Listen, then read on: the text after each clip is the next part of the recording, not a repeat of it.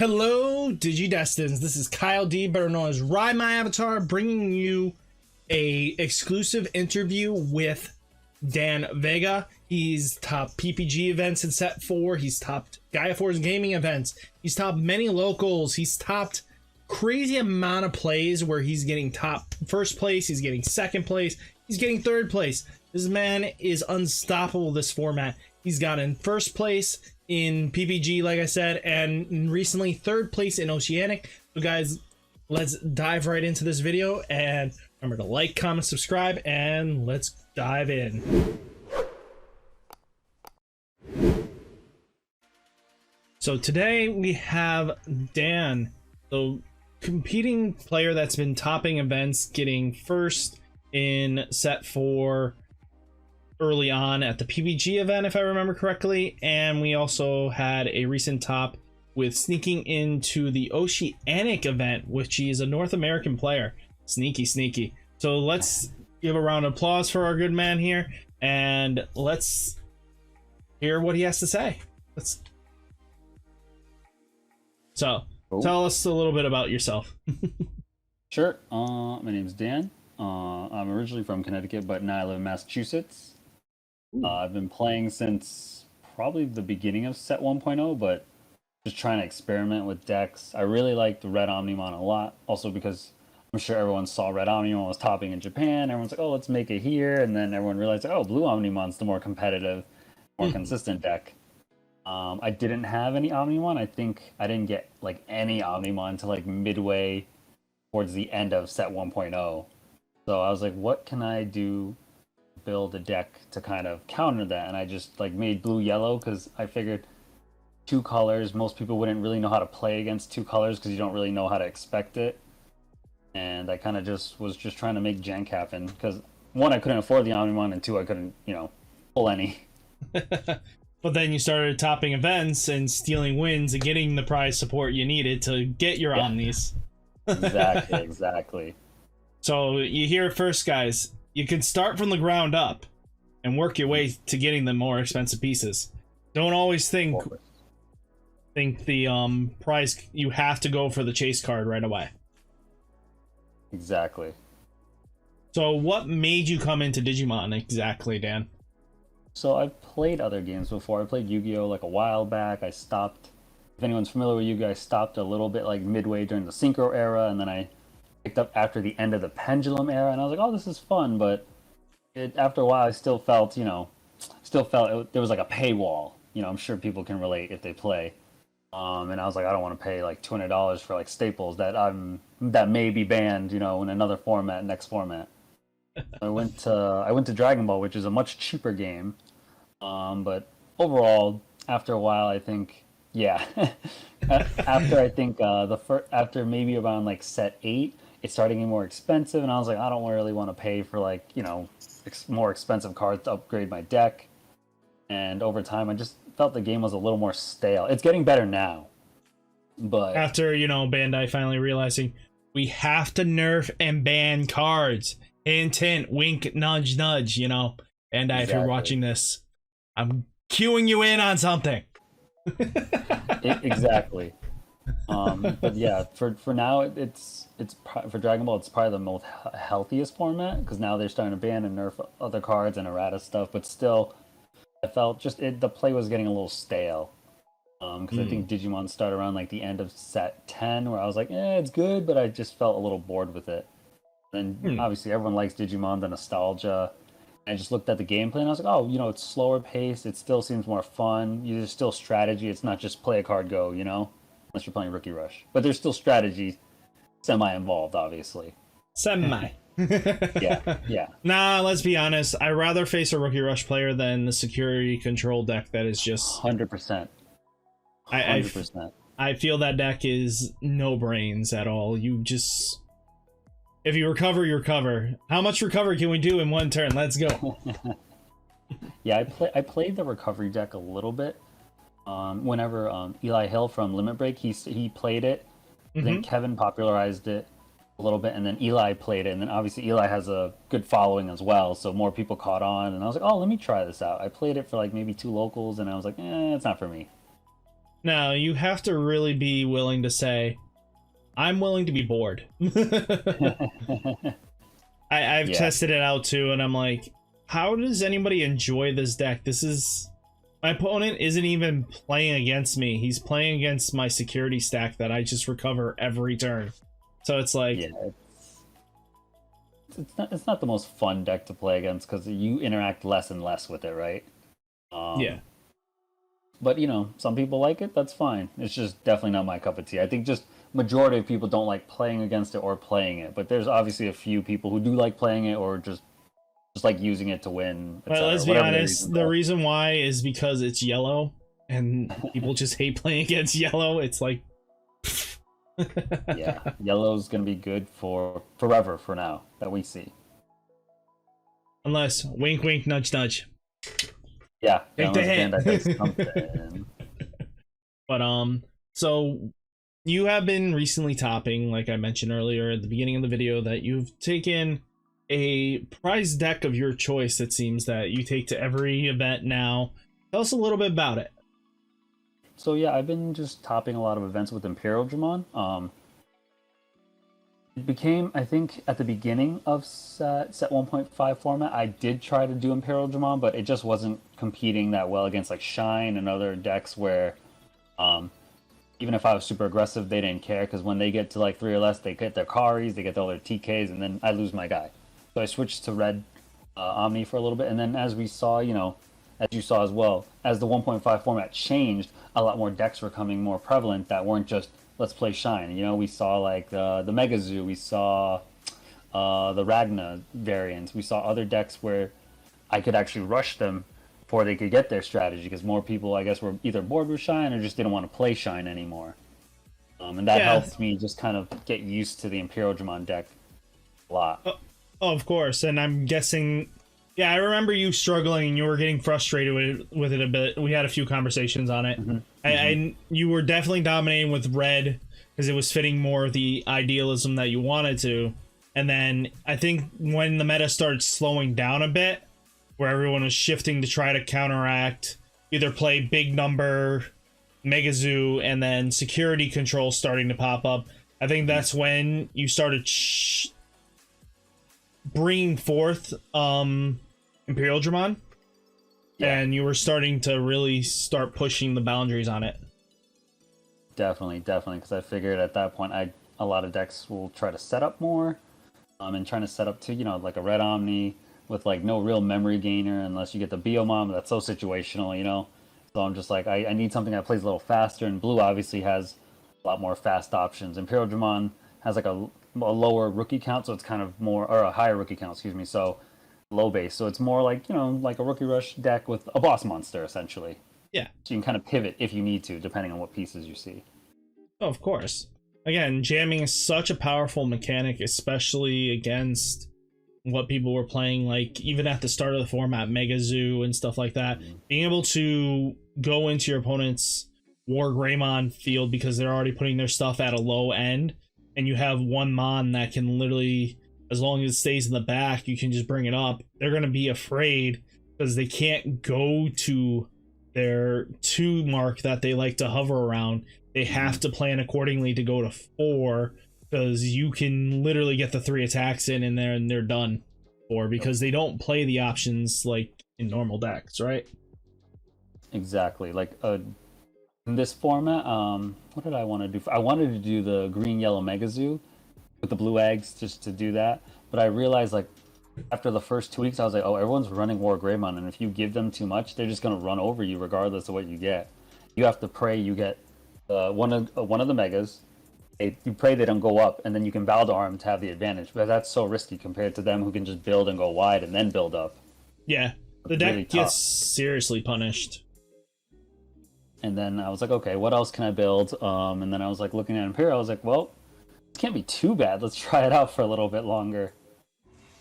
And then that's when I slowly realized, like, oh, War Greymon players, especially a little bit more at the beginning of set BT4 format, more people are just like, I'm just gonna go through the motions. You know, like I gotta play Blinding Ray. I'm gonna go to 3, 2, doesn't matter. I just need to get to my War Greymon to swing aggressive. And then they realize, like, oh, Imperialdramon can swing for 3 checks.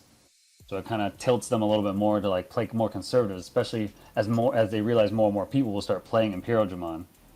Oh yeah, especially again, like even I have a personal Imperialdramon list that I splashed Ancient Grumman in. I feel like that really spiced it up because it gave the deck something that it needed, where it was two lines of play that just meshed together because they both don't care what they're doing. Both will do what it needs. So, like, tell me, is it just like a stock list? Like, go over a little bit because, again, we'll be explaining a little bit. Yeah, sure. So yeah, the list has changed a little bit over time, like with some variations here and there, but the list right now is still the standard. It's going to be, 6 vanilla rookies, your choice. I just do a 3/3 Elecmon and Gomamon just in case if, Omnimon still exists at some point for someone's deck. 4 Jamming Vmon, best rookie in the game, hands down. 3 Draw 1 Gabumons, those are great. And the 2 variants that I've always jumped around was either the 2 Restand Vmons, the ones if you unsuspend, you draw a card. Yeah, those are great under Imperialdramon, because obviously you get the restand. That's great under Omnimon sometimes, restand. It's great sometimes under XV. It's not the best, obviously, feeling, but if you have a way to do that, why not, right? Yeah. That's pretty much my rookie lineup. Those 2 restand Vmons used to be the Memory Gomamon, the inherit ones. Okay. But I realized, like, sometimes I would have jamming anyway, and it wouldn't really die. So I just were like, let me just take advantage of as much draw power, because you really need to see your pieces. Oh, of course. There's been plenty of times where I'm just like, I need one piece, just any piece that completes the chain, and I'm good to go.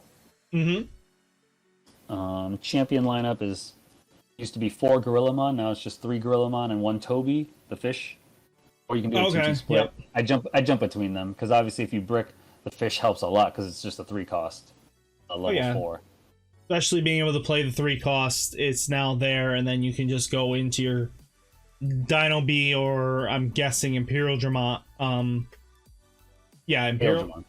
Imperialdramon. Yep. I forget, they sound so similar. It's not even funny. I mixed them up too, especially when I get tired. I'm like, this one. This is the one I played. Yeah. I do 2 Grizzly. I used to do no Grizzly, and I'm like, that's it was okay in 1.5 format. It's horrible in this format. I need blockers, even if they're 2. And I run 3 XVmon, 3 Lobos. Those are just great. Lobo should stay at 3 no matter what. XVmon can jump between, like, maybe one of them becomes a Grizzly, maybe not, depending, you feel the format will go.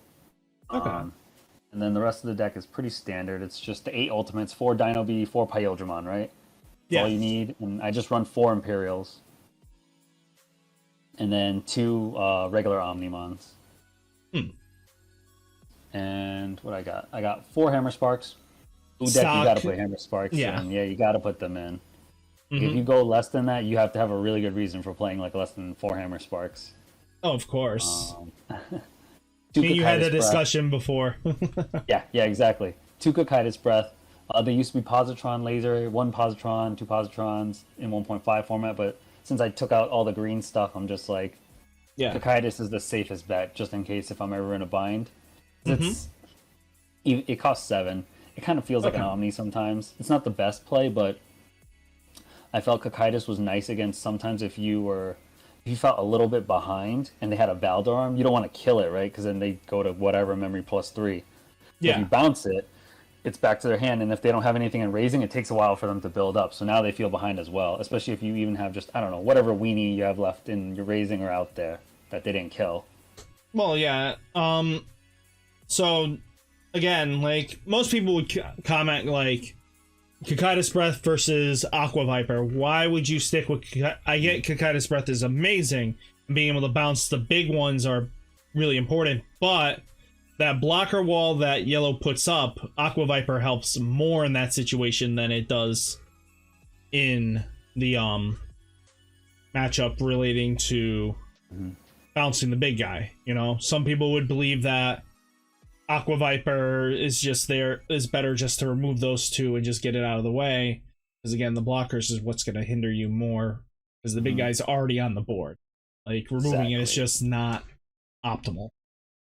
I totally agree. There are, just from my personal testing, a lot of times I've used Aqua Viper, it's never got me the 2-for-1, or it's like I bounce the blocker, and then they just play one cost to put the blocker back out, and then I'm like back at like square one, you know.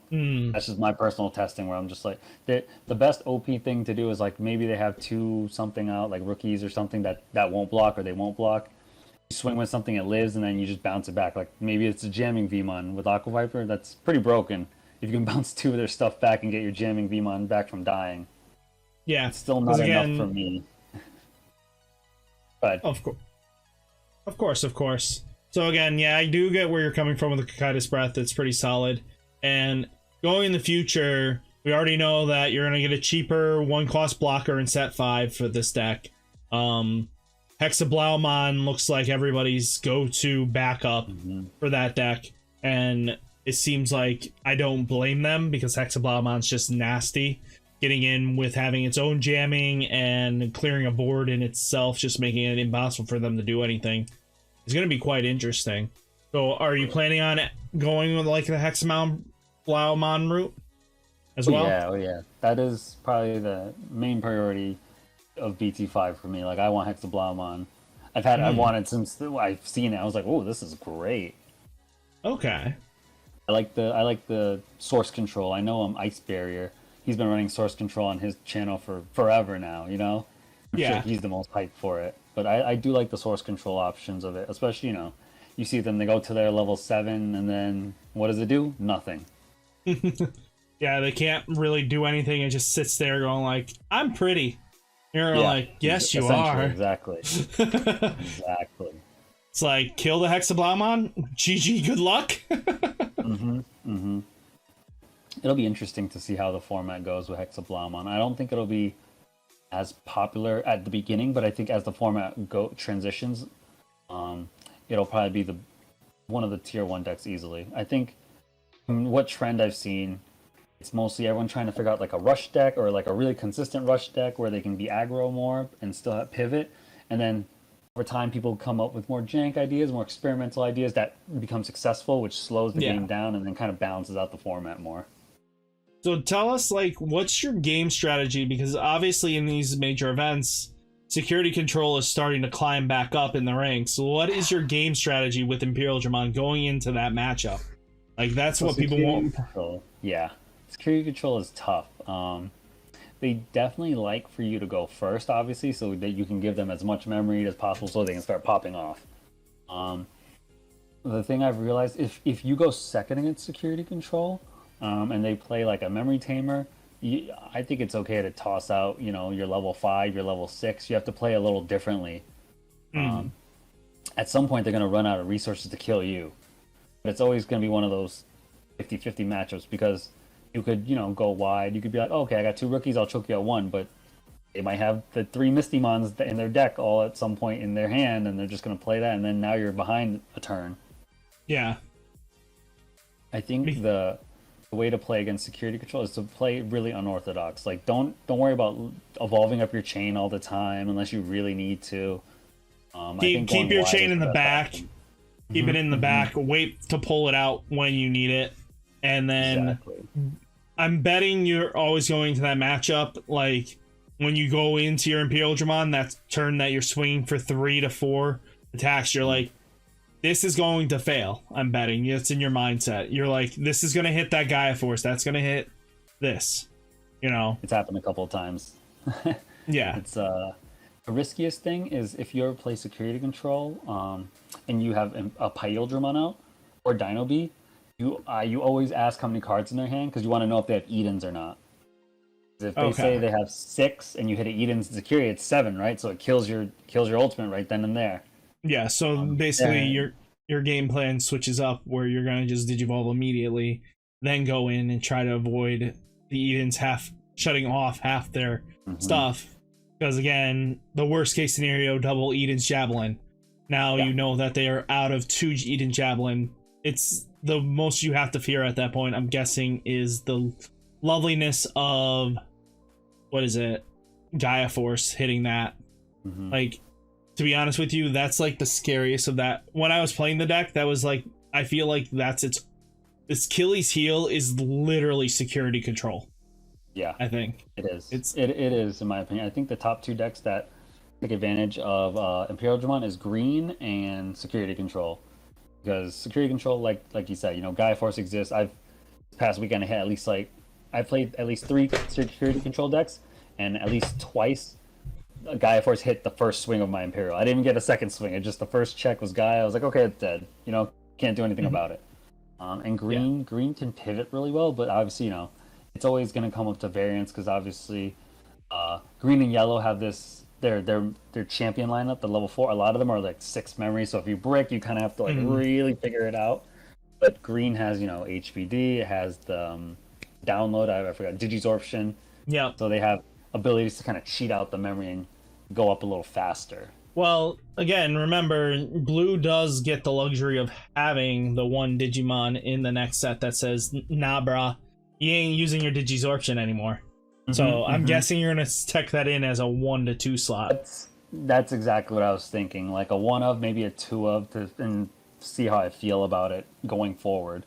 Yeah, because I don't think memory choking is the thing. You don't want a memory Digimon anyway in there, but I think you want the definite going like, you're going to play my game now. You're going to have to pass your turn to me. You're not going to get this free BS that you like to do. Exactly. Yeah. I mean, help. I'm surprised, like, have you even tried the Ancient Grumman line in it or no? So I haven't I haven't tried it. I've just watched everyone else's footage, and I'm like, it doesn't seem like for my playstyle. I've done the pure builds of each, obviously, but never mixed them together and found consistency. But then again, I only tested maybe like 5 games. It needs to be tested a lot more, obviously, for that. But I haven't felt consistency out of those 5 games, which is probably why I took it apart. I was like, let me just do the pure route and go from there.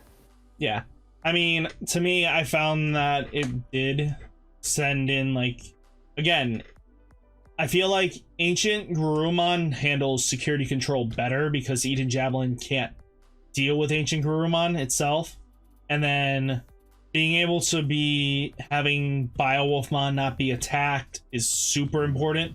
And that definitely helped out with the consistency. I think a lot of people get really nervous when it comes down to going like, well, I can't Digivolve on top of Imperialdramon though. It's like, you don't need it though, to be honest with you. Like, Imperialdramon, either one or the other will still get you the benefit because Ancient Grumman will restand himself by his own effect. And again, with the Warp Digivolution, it does help out. Yeah, it helps out a lot. I also I agree with that too. I forgot that aspect that Ancient Grumman's 13k, correct? Yep.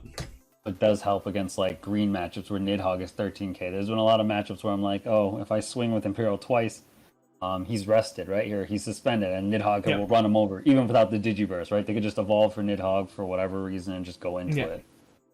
That's always scary too, because then you lose your boss monster and they have that, and you have to worry about if they have Chaosmon for next turn. Yeah.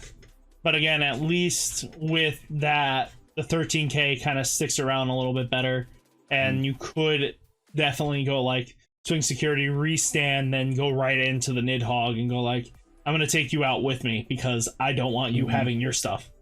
But again, and especially if you cheated, if you warp Digivolve, it's going to die anyway, right? So you're like, okay, I'll just do it now.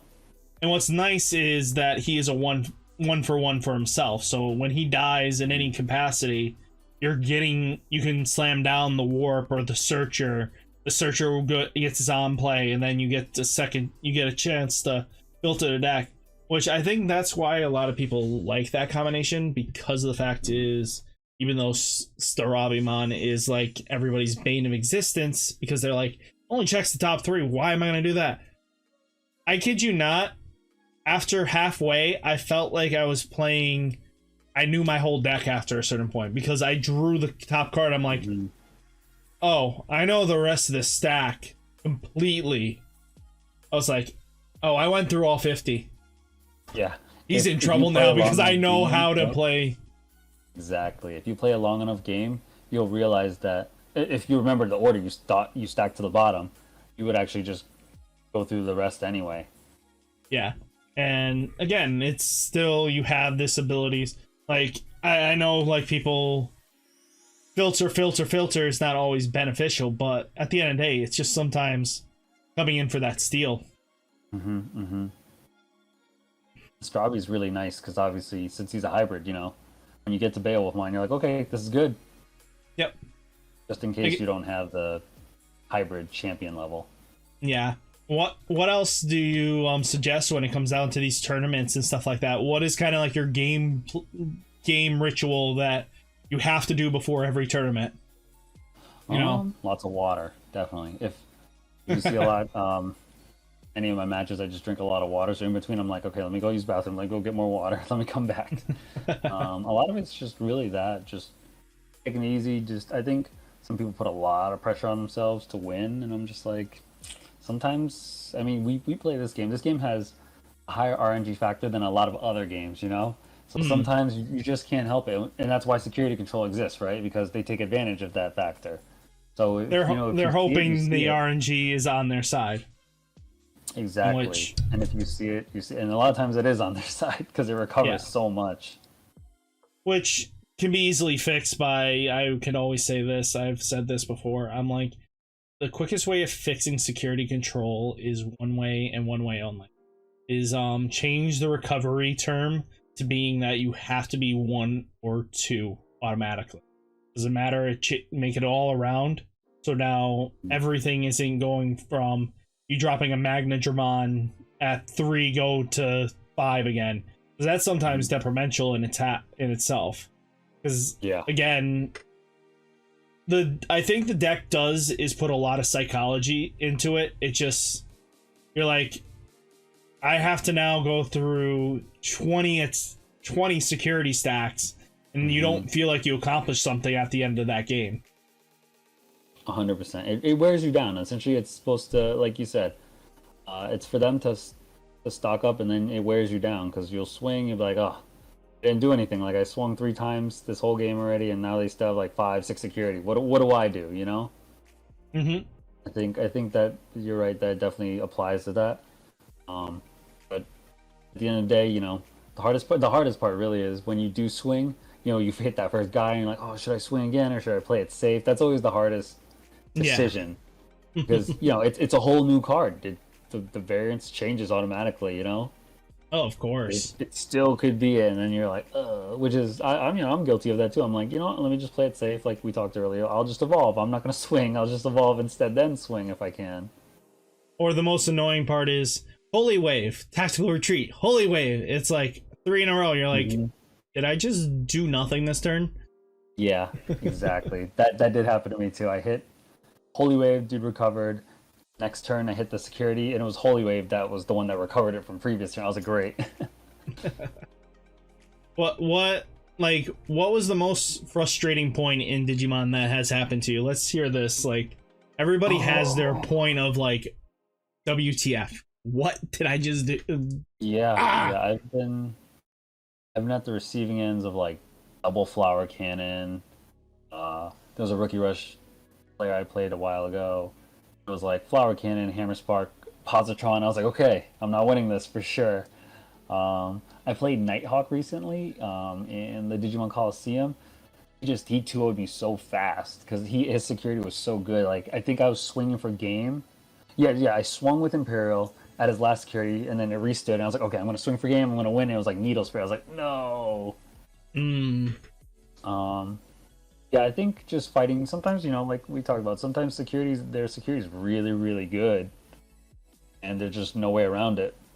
Yeah. But yeah, I think the least fun deck, like we've already talked about, is like, for me, it's just facing red-yellow security control. It's just, doesn't feel fun for me. Maybe for them, but not for me. I don't even think they have fun with it because I don't think genuinely people like to just sit there and just go like, well, I recovered. Well, I slammed down this and you lost 2 Digimon, so it doesn't matter. I don't think people find enjoyment in that. But I could be wrong. People could be very Can't talk, people. That is just half the battle with my vocabulary. Sadistic or something like that. One of those. Yeah, you got it. That one. But yeah, it was great having you on, and hopefully we can see more top events from you, Dan. Like, I'm excited to see your progress, and maybe we'll get some real in-game tournaments, because these webcams, I'm always skeptical, because walking into these things, you have to have that 110 faith that your opponent is not having a way to outstack you, outclass you by just cheating, and it's like that's what you got to worry. Which is why I try to show, like, you know, like my whole field, you know, I'm like, hey, this is what you got to do, this is what you got to do. You just, like I said, for these things, you know, if you lose, you lose. You can't, there's a lot of variables that you can't control right now, and then you should know ahead of time going into it.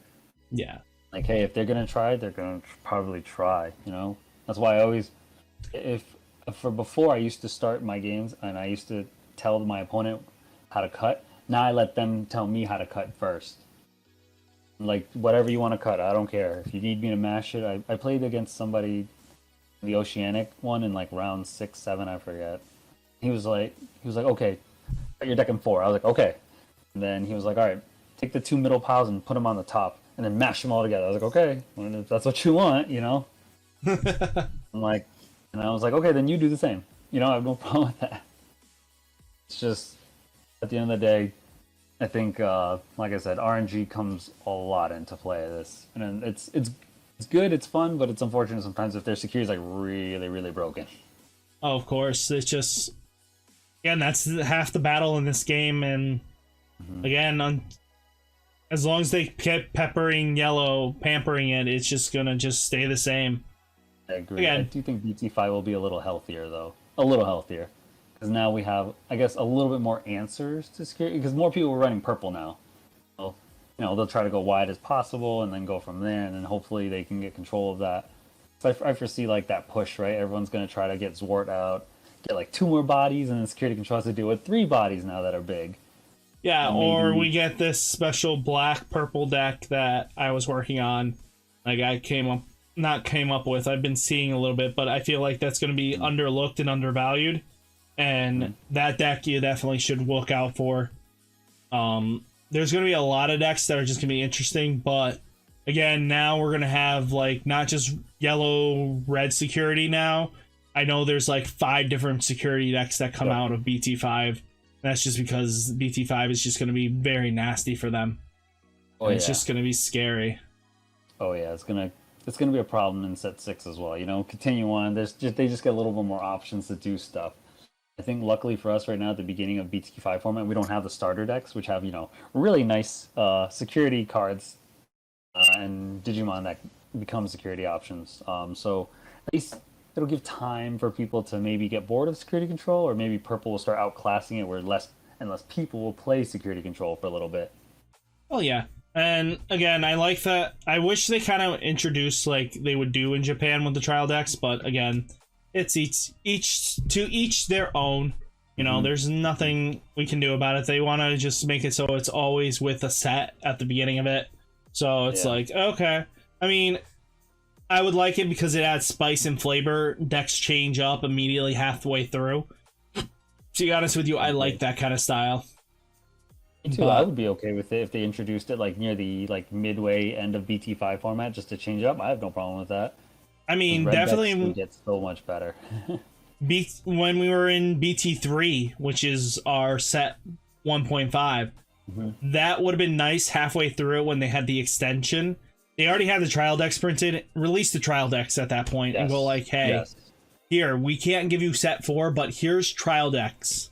Go play it. Totally agree. Yeah, because I was like, that was when, you know, if the green starter deck came out, then it would have been so much more fun for green at the end of 1.5 format. Yeah. We've had more access to certain options and certain things. Purple would have definitely had something. Black would have actually done a lot more but now because of the fact is we went into BT4, Black kind of didn't get their chance to shine as brightly as they used to. I mean, punch decks do exist, but BT4, it still gets pummeled by War Greymon because it just laughs at you. Yep. War Greymon, anything that requires getting up to a boss monster can get eaten up real quick by a War Greymon deck. So you have to be really careful. And it's just going to happen with Ridemyavatar because it's just going to play Nightmon, and then it'll digivolve into Slash, and that's just, free. Kill. It's like, kill 12. It's like... Yeah, if Yellow has a Memory Tamer out, like if they have the TK out and they have like the level 5 and raise it up, they can do so many broken plays easily. I think that's what they'll probably hit in yellow, to be honest with you, is straight up kill the TK. Like, that's the only way. Choke them out and have them have a hard time. Especially once set 6 hit, we have a new Memory Tamer. I mean, it's not the best, but at least it's something a little bit better and fair, so TK can kind of go.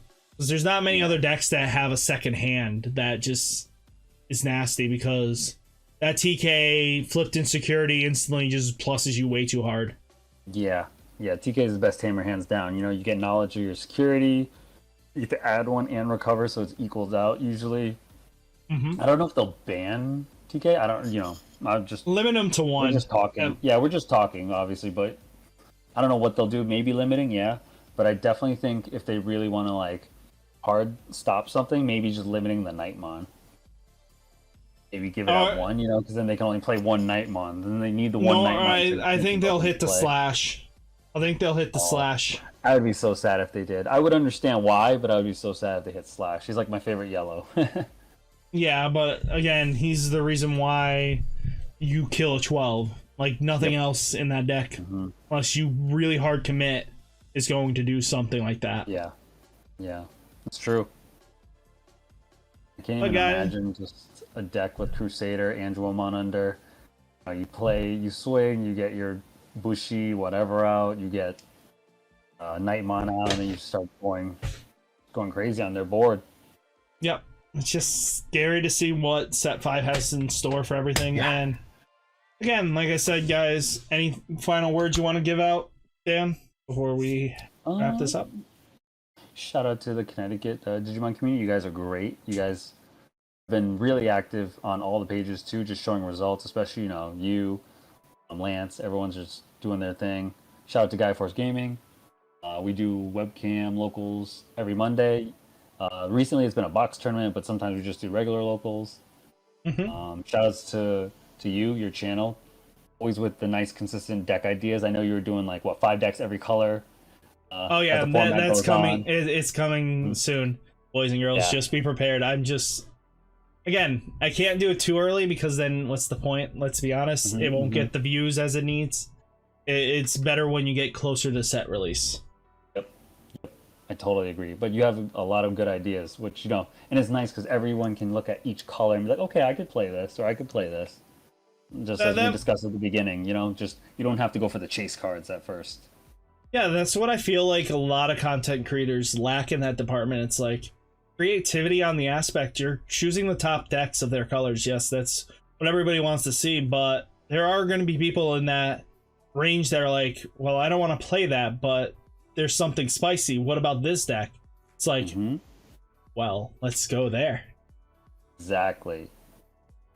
So, yeah, like I wanted to be different than everybody else because I just saw everybody doing that. I was like, here's a lacking niche that I could probably fill in. It's good because then you have different ideas that people could bounce off that foundation that you've already shown, you know? Sorry about that. You can repeat that. I was saying it's good because then you can show, you know, the foundation that people can build off and bounce ideas off of. Yeah. Oh, I really like this idea. Maybe I could tech in this thing, or maybe I'll just play it as is and then go from there. Yeah, like my lists are not meant to be net decked. Like I always say this, build the deck how you want to build it. I'm giving you the foundation. You now grow that house, this domain that you want to call your deck. I'm just giving you the solid foundation. You make the modifications. Exactly. Because I've seen people use your decks as foundation for other things, and like what we talked about earlier, the Cocytus versus the Aqua Viper, you know? It's really however you've seen in testing or your format of whoever you've played, you know? Yeah. Definitely. Shout out to you providing all that foundation for people to actually use. Thank you. And I hope to see you around, Dan. Maybe we'll get some playtesting, me and you down. Of course. And guys, remember to like, comment, subscribe. This is where we plug in. Stay safe, stay healthy, and thanks for our major MVP player from Mass/Connecticut, Dan, just for going all out and being able to provide such consistency and everything like that. He's a really good player. definitely follow him. Definitely go in the Gaia Force Discord. That will be down. Link will be down below. So definitely come check them out. Come hang out, and I'll catch you in the next one. Peace.